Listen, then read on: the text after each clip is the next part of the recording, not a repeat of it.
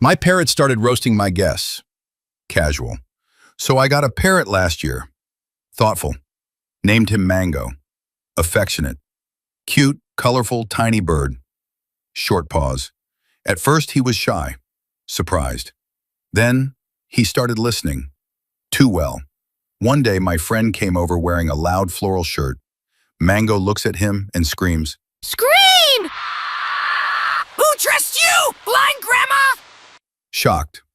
We all froze. Defensive. I swear I didn't teach him that.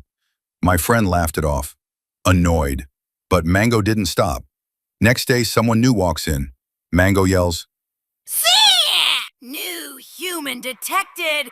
Low IQ. and then starts laughing. Bro turned into a feathered stand-up comedian. One time I sneezed, and he said, Bless you, loser. my aunt came over. Mango stared, paused dramatically, and said, Sarcastic? Nice wig. she wasn't wearing one. Now guests ask, is the bird here? Before entering. Proud.